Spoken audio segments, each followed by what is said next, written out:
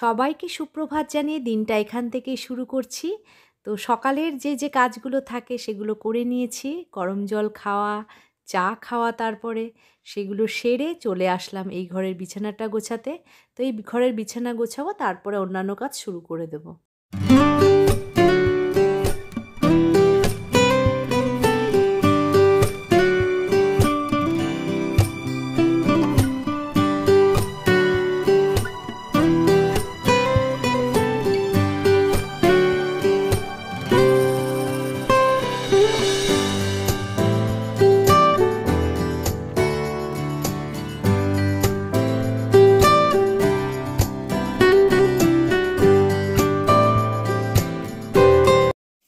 Good morning everyone, তোমরা সবাই কেমন আছো? আই হোপ তোমরা সবাই খুব খুব ভালো আছো। Welcome back to my Bangla blog channel.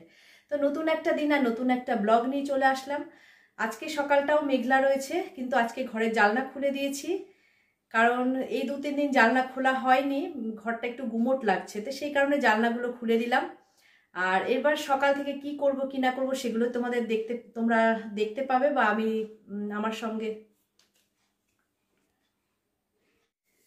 তো সকাল থেকে কি করব কি না করব সেগুলোই তোমরা দেখবে। আই হোপ তোমাদের ব্লগটা দেখতে খুব ভালো লাগবে।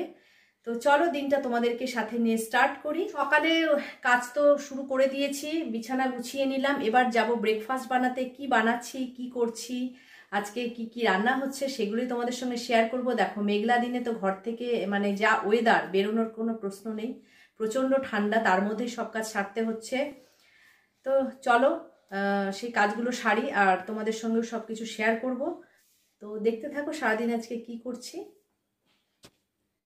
ব্রেকফাস্টে আজকে বানিয়ে নিয়েছিলাম পাস্তা। তো এটা ছিল হাজবেন্ডের পাস্তা, ওনারটা আগে বানিয়ে দিয়েছি।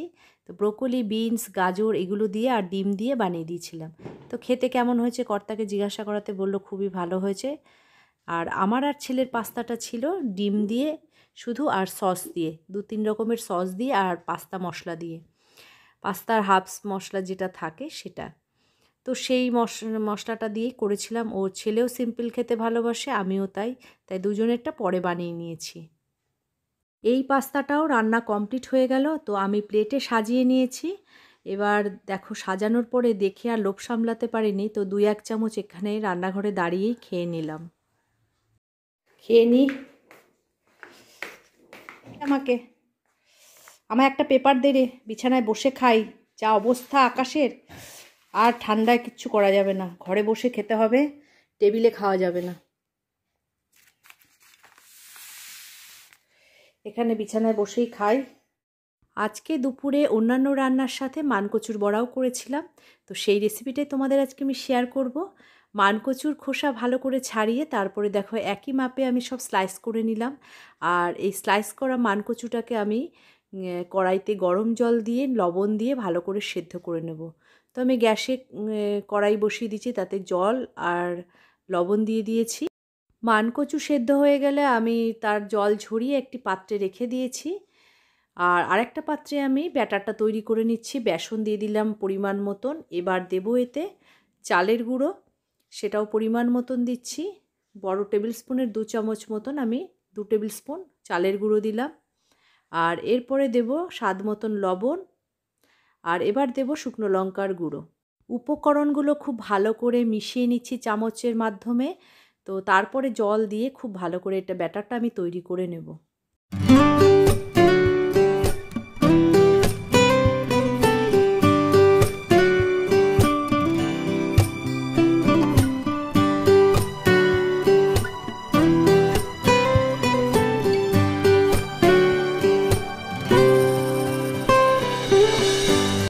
মিডিয়াম আছে হবে, দেখো আস্তে আস্তে হবে। এক পিঠ হলে আমি তারপরে এটাকে উল্টে দেবো।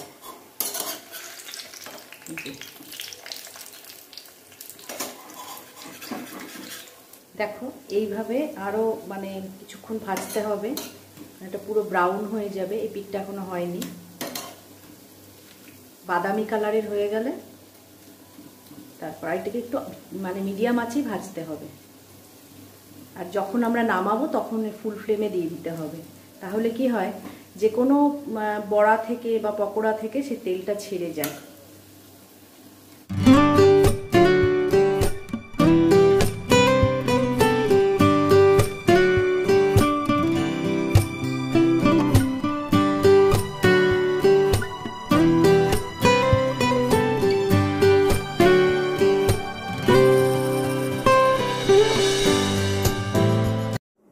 তো আমার কমপ্লিট হয়ে গেছে ভাজা। তা একটা প্লেটটা আমি সাজিয়ে নিয়েছি। দেখতে তো খুবই সুন্দর হয়েছে, খেতেও আশা করছি ভালো হবে। তা তোমরা সবাই বন্ধুরা এটাকে বানিও বাড়িতে। আর এটা গরম ভাতে খুবই ভালো লাগবে, শুধু মানে ভাত দিয়ে। আর যদি মনে হয় ডাল দিয়েও খেতে পারো বা খালি খেতে পারো, স্ন্যাক্স হিসেবে খুবই ভালো লাগবে এটা খেতে। আজকে সকালে কিছু কাচাকাচি করেছিলাম, তো সেগুলোই যেগুলো শুকিয়ে গেছে সেগুলো নিয়ে এসেছি বিকেলবেলায়। আর এখন সন্ধেবেলায় চা খাওয়ার পর একটু টাইম পেয়েছি, এখন এগুলো ভাজ করে নিচ্ছি। আজকে আকাশ মেঘলাই ছিল, তবুও কেচে দিয়েছিলাম মাঝে মাঝে অল্প অল্প হালকা রোদ্দুর উঠেছিল বলে।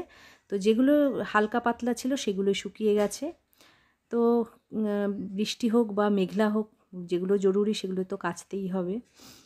আর এখন এই কাজটা সেরে চলে যাব আবার রান্নাঘরে।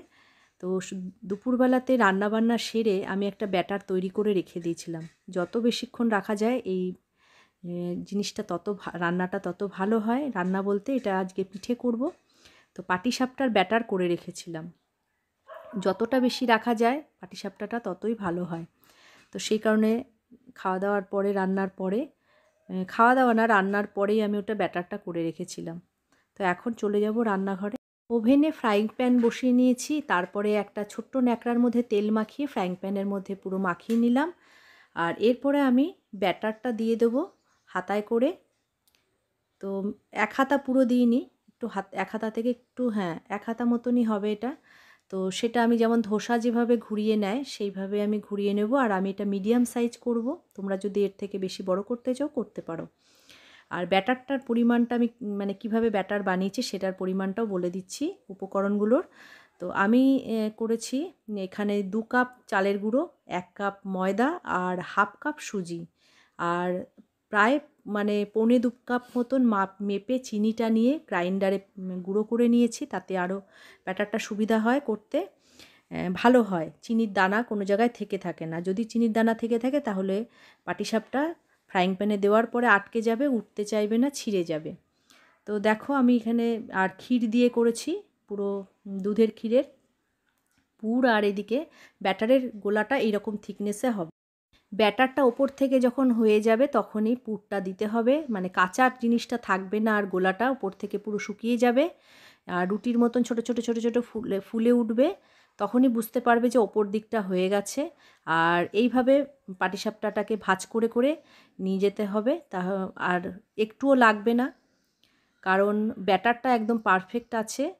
দেখতেই পাচ্ছ পিছন পিঠটা জালি জালি হয়ে গেছে, তার মানে ব্যাটারের উপকরণগুলো একদম ঠিকঠাক আছে। আর যত বেশিক্ষণ ভিজিয়ে রাখবে, মানে ব্যাটারটাকে বানিয়ে রেখে দেবে, ততটাই ভালো হয় পাটিসাপটা। তাতে ছিঁড়েও যাবে না, আর খেতেও সুস্বাদু হবে। তোমরা সবাই এইভাবে পাটিসাপটা বানিয়ে খেয়ে দেখো, আর আমাকে কমেন্টে অবশ্যই জানিও কেমন লেগেছে।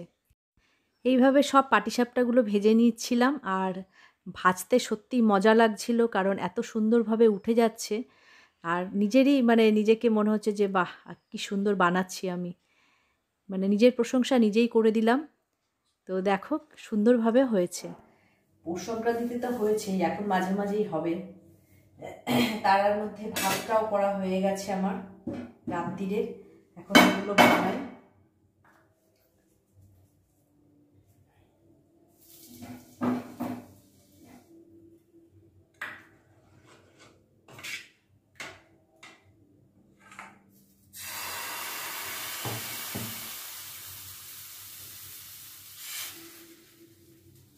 সেগুলো এত সুন্দর উঠছে, দেখলেই দেখাচ্ছি সামনে থেকে, পুরো জালি হয়ে গেছে। এই জালিটা যখনই হবে জানবে পাটিসাপটা একদম সবকিছু কোয়ান্টিটি ঠিকঠাক দেওয়া আছে, তবেই এরকম উঠে আসবে। আর পুরো জালি জালি হলে পিঠেটা ভালো হয়। মালপোয়া করার ইচ্ছা আছে, তারপরে ভাজা পুলিটাও প্রত্যেক বছর করি, ভাজা পুলিটাও করব। আর একদিন নারকোল আনা আছে। এখন পাটিসাপটাটা ওরা খেতে চেয়েছে, কর্তামশাইও চেয়েছে, ছেলেও চেয়েছে যে পাটিসাপটাটা আর একবার করো। ওই দিনকেও করেছিলাম, সেই জন্য আজকে আবার একটু বেশি করে বানাচ্ছি। পিঠে করতে একটু টাইম লাগে, কারণ এগুলো সময় সাপেক্ষ জিনিস। অনেকক্ষণ শুরু করেছি, 1 ঘন্টা প্রায় হয়ে গেল। তোমরা তো দেখছো, হয়তো দেখবো অল্প একটু সময়, কিন্তু 1 ঘন্টা হয়ে গেল এই পিঠেগুলো বানাচ্ছি। তার মধ্যে ভাতও কমপ্লিট করে ফেললাম, আর রাত্রিরে খাবারগুলো গরম করব, তাহলেই হয়ে যাবে।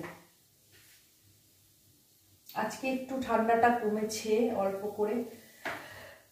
সরি, হাই উঠছে। দুপুরে তো শুই না, মানে এই সব কাজের জন্য, এডিটিং থাকে, এই থাকে, আর দুপুরে রেস্ট নেওয়া হয় না। আমার এই পিঠে করতে খুবই ভালো লাগে। ছোটবেলায় যেমন বাড়িতে পিঠে হতো, ঠাম্মা আমাদের খুব ইন্টারেস্ট ডাকতো, মানে ঠাম্মার জন্য আরো বেশি হয়েছিল এগুলোর প্রতি ইন্টারেস্ট। ঠাম্মা ডেকে ডেকে নিয়ে বসাতো, এই চুষি কাঠ, পুলি পিঠে বানা। তো আমার ইন্টারেস্ট ছিল, আমি ওগুলো অনেক ছোট থেকে শিখেছি। অনেকটা করে চুষি কাটা হতো আমাদের বাড়ি, যেহেতু যৌথ পরিবার, পিঠের পরিমাণটাও অনেক বেশি হতো। অবশ্য আবার এখন ইন্টারেস্ট ফিরে আসছে সব দেখে। সবটাই পারা যায়, ইজি, সব জিনিসই সহজ, একটুখানি চেষ্টা করলেই হয়। আমাদের যেরকম মানে এগুলোর প্রতি উৎসাহ ছিল, বানাবো কিভাবে, এত সুন্দরভাবে হচ্ছে জিনিসটা দেখতে। আর বছরে একবার শীতকালে পৌষ সংক্রান্তি, তারপরে মানে কয়েকটা দিন আরো থাকবে, তারপরে তো গরম পড়ে গেলে আর পিঠে কোনো। দেখো প্রতিটা পিঠে কেমন সুন্দর উঠে যাচ্ছে। পুরো চালের গুঁড়ো দিয়ে করা, একদম যে কোয়ান্টিটিতে মাপ।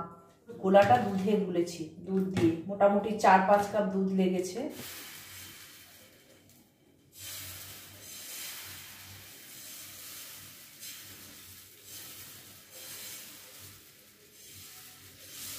আর এই পিঠে বানাতে ভালোবাসি বলে, বানিয়েছি বলে আজকে আমার ছেলে কিন্তু পিঠে খেতে ভালোবাসে। এই জেনারেশনের ছেলে মেয়ে হলেও পিঠে খাওয়া, অনেকে পিঠে খেতেই জানে না, পিঠে পছন্দ করে না বা খায়নি, এরকম ব্যাপার। তা বানিয়ে খাওয়ালে ওদের মধ্যেও ইন্টারেস্টটা আসে খাওয়ার, সেই জিনিসটার প্রতি। আর নিজেদেরও পরে ইচ্ছা হবে, খেতে ভালোবাসে যেহেতু, বানানোর ইচ্ছা থাকবে। শেষের দিকে হয় না, পিঠে তত সুন্দর তাড়াতাড়ি উঠে যায়, আর আরো বানাতে ইচ্ছা করে, তখন মনে হয় বানাতেই থাকি। আমার তো ভালো লাগে এগুলো বানাতে। এই যে রান্না বান্নার পরেও দেখো এত রাত্রি হয়ে গেছে, তাও মনে হচ্ছে বানিয়ে যাই পিঠেগুলো। এখন আমার ঘুম পাচ্ছে, মানে চোখ ছোট হয়ে গেছে, ছোটবেলার মতন। পড়তে বসলে ঘুম পেয়ে যেত, চোখ ছোট হয়ে যেত। এমনি চোখটা আবার একটু ছোটই আছে। মাঝে মাঝে তোমরা হয়তো ভাবো ঘুমিয়ে পড়লাম, কিন্তু না, ঘুমে এরম চোখ বন্ধ হয়ে যায়।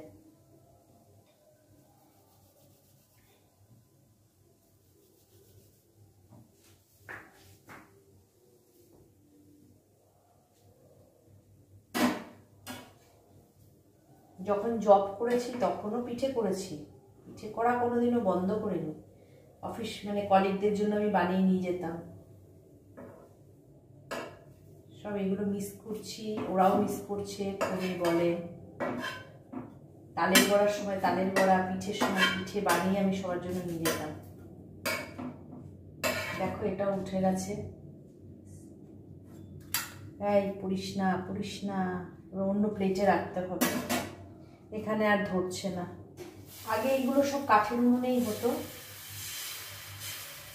মায়েদের দেখতাম কাঠের উনুনে করা, আমার মাই করেছে। আমাদের সময় তো ছিলই, আর আমাদের গ্যাস এসে যাওয়ার পরেও মা কাঠের উনুনেই এটা করতো, আর লোহার তাওয়ায়।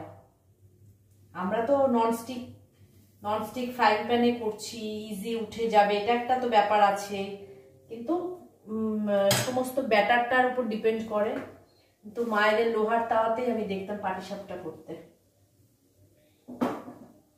সেটার ট্যালেন্ট আরো বেশি, কারণ ওই সব জিনিসে কাঠের জালে কখনো আঁচ বেশি, কখনো আগুনটা বেশি, কখনো কম, তাতে বানানো টাফ আছে। গ্যাসে যেরকম আমি ইচ্ছা মতন আগুন কমিয়ে দিলাম।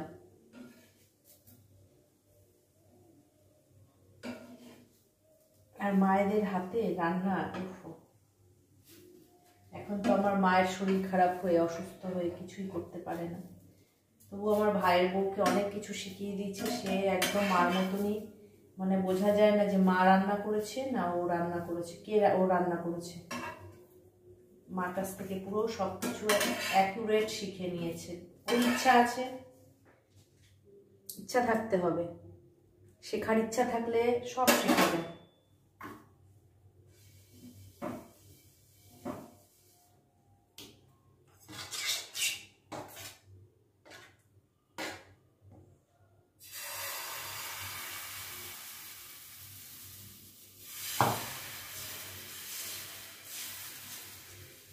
এখনো মেন পিঠে করিনি, সিদ্ধ পুলি।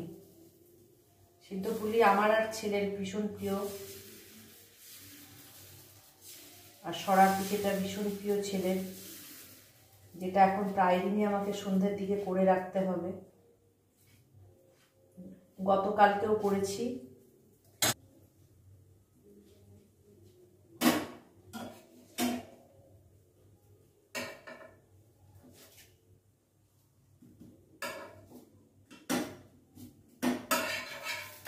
আর দুটো আছে।